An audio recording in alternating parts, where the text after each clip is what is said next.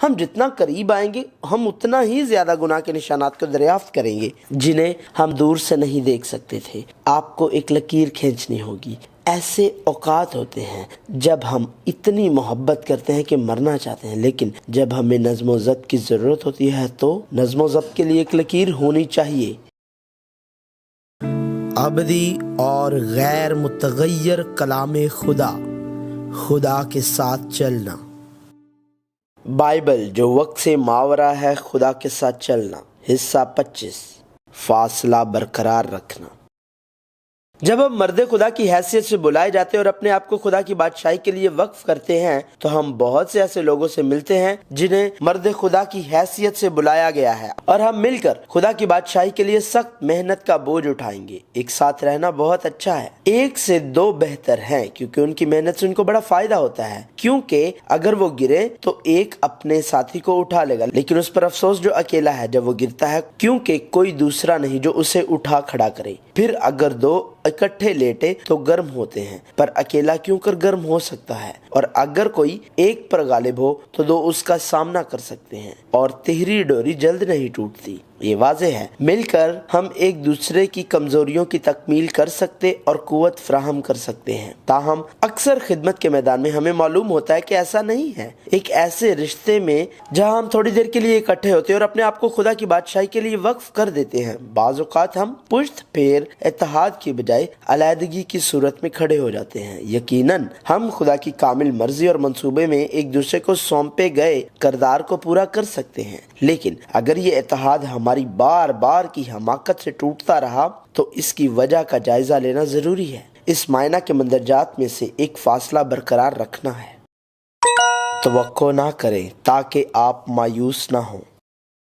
فاصلہ برقرار رکھنا سے مراد دکھائی دینے والی جگہ میں فاصلے کے بجائے روحانی دائرے میں فاصلہ ہے۔ عام اتحاد زیادہ دیر تک نہ چلنے کی سب سے بڑی وجہ یہ ہے کہ ہم انہیں شروع سے ہی بہت قریب رکھتے ہیں۔ وقت کے ساتھ مناسب فاصلہ برقرار رکھنے کے ساتھ رہنے کے بجائے ہم نے ذہنی طور پر شروع سے ہی ایک دوسرے پر توقعات کی حماقت کے ساتھ بھروسہ کیا، جس کے نتیجے میں مایوسی ہوئی۔ پس تم انسان سے جس قدم اس کے نتنوں میں ہے باز رہو، کیونکہ اس کی کیا قدر ہے۔ جس طرح تمام اشیاء اور جاندار جب وہ قریب آتے ہیں اپنی قدرتی خوشبو سونگھتے ہیں، تو ہم گنہگاروں کے جتنے قریب آتے جاتے ہیں اتنا ہی ان سے گناہ کی بو آتی ہے۔ لہٰذا اگر ہم طویل عرصے کے لیے ساتھی کارکن بننے جا رہے ہیں اور ہم مایوس نہیں ہونا چاہتے اور تعلقات کو جاری رکھنا چاہتے ہیں تو ہمیں ایک اچھا فاصلہ برقرار رکھنے کی ضرورت ہے۔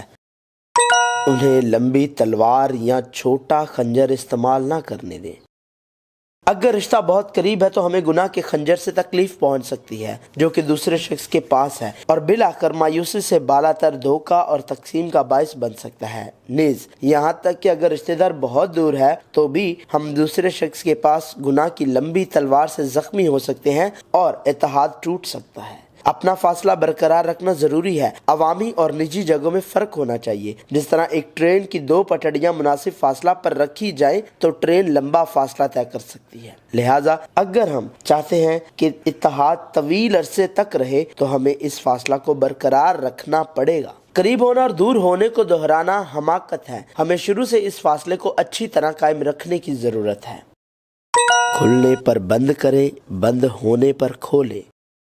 کچھ لوگ ایسے ہیں جن کے ساتھ اکٹھے چلتے ہوئے ہمارے دل زیادہ کھلے ہوتے ہیں۔ کچھ لوگ ایسے ہیں جن سے ہم بغیر کسی خاص وجہ کے زیادہ کھلتے ہیں، اور کچھ لوگ ایسے ہیں جن سے ہم کسی خاص وجہ کے بغیر اپنے دل بند کرتے ہیں۔ چونکہ تمام انسانوں کے جذبات ہوتے ہیں، وہ ایک جیسے رجحانات رکھنے والے لوگوں کے لیے اپنے دل کھولنے اور ان لوگوں کے لیے اپنے دلوں کو بند کرنے کے پابند ہیں جو مخالف رجحانات رکھتے ہیں۔ لہٰذا ہماری زیادہ تر دوستیاں ان لوگوں کے ساتھ ہیں جو ایک جیسے رجحانات رکھتے ہیں۔ اہم بات یہ ہے کہ لوگوں کے لیے ہم بغیر کسی وجہ کے زیادہ کھولتے ہیں تو ہمیں دروازہ قدرے بند کرنا ہے، کیونکہ عام طور پر اگر ہم بہت جلد قریب آ جاتے ہیں تو تعلقات زیادہ دیر تک نہیں چل پائیں گے۔ نیز جن کے لیے ہم بغیر کسی وجہ کے اپنے دل بند کرتے ہیں ان کے لیے تھوڑا دروازہ کھولنا ضروری ہے، کیونکہ جب ہم تھوڑا زیادہ سیکھتے ہیں تو ہمیں پتہ چلتا ہے کہ ہمارے جذبات اور جذباتی فیصلے غلط ہیں۔ عجیب بات یہ ہے کہ یسوع نے اپنے شاگردوں کے سامنے اپنا دل نہیں کھولا۔ کھولا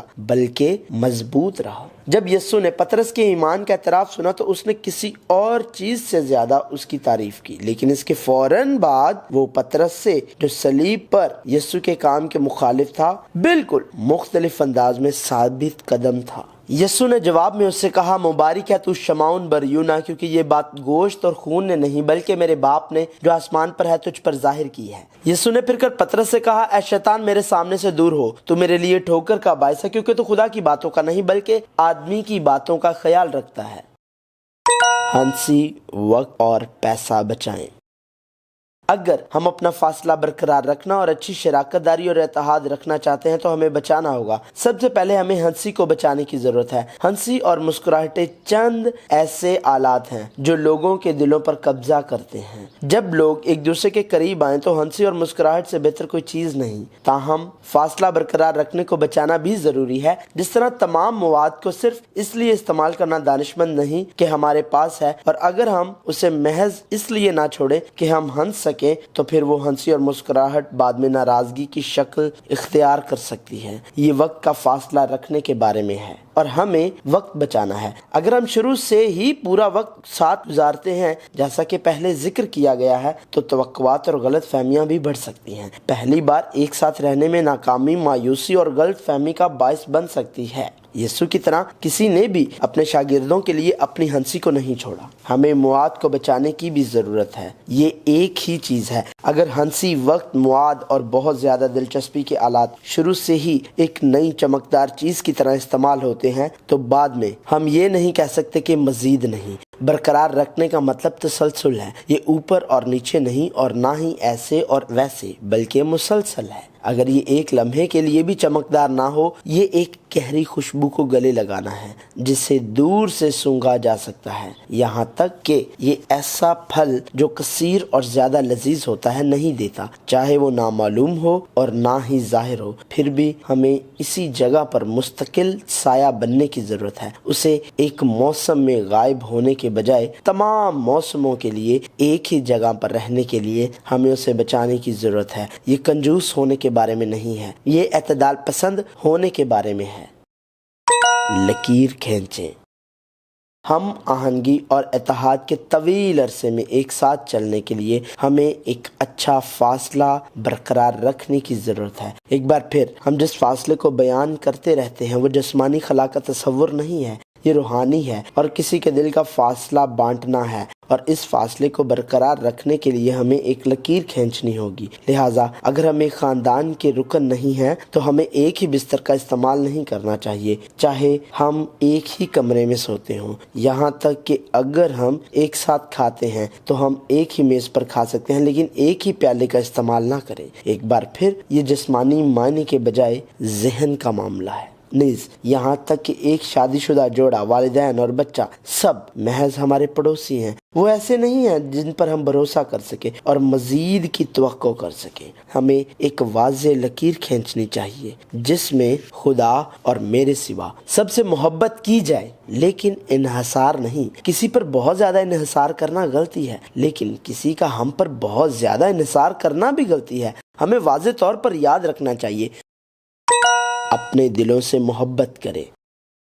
محبت کا اظہار کرنا درست ہے، لیکن جو محبت ناپختہ صورتحال میں ظاہر ہوتی ہے وہ آسانی سے ایک دوسرے کو تکلیف پہنچا سکتی ہے۔ یہ شخص پر منحصر ہے۔ ایک محبت وہ ہے جو ہم وصول کرنا چاہتے ہیں اور ایک محبت وہ ہے جو ہم دینا چاہتے ہیں۔ ایک محبت ہے جس کا ہم صرف اس لیے اظہار کرتے ہیں کہ دوسرا شخص اسے چاہتا ہے، اور وہ محبت جو میں بے قابو طور پر صرف اس لیے ظاہر کرتا ہوں کہ میں چاہتا ہوں، لیکن جب اس رویے کو جاری نہیں رکھا جا سکتا تو یہ دوسرے شخص میں مایوسی کا باعث بن سکتا ہے اور غلط فہمی مایوسی کو پیدا کر سکتی ہے۔ بائبل میں محبت ہمارے خیال سے زیادہ گہری ہے۔ یہ ایسا نہیں ہے کہ میں اپنی خاطر دوسرے سے محبت کرتا ہوں، بلکہ یہ کہ میں نے اپنے آپ کو دوسرے کے لیے عاجز کر دیا ہے۔ یسوع نے آخر تک اپنے شاگردوں سے محبت کی۔ عید فصح سے پہلے جب یسوع نے جان لیا کہ میرا وہ وقت آ پہنچا کہ دنیا سے رخصت ہو کر باپ کے پاس جاؤں، تو اپنے ان لوگوں سے جو دنیا میں تھے جیسی محبت رکھتا تھا، آخر تک محبت رکھتا رہا۔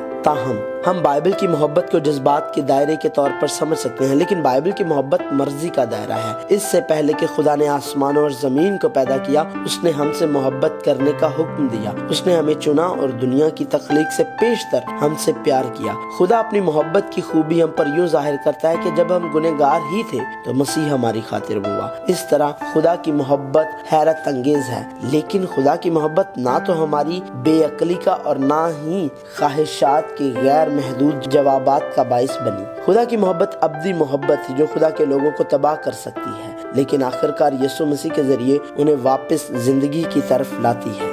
بائبل جو وقت سے ماورا ہے، خدا کے ساتھ چلنا جاری ہے۔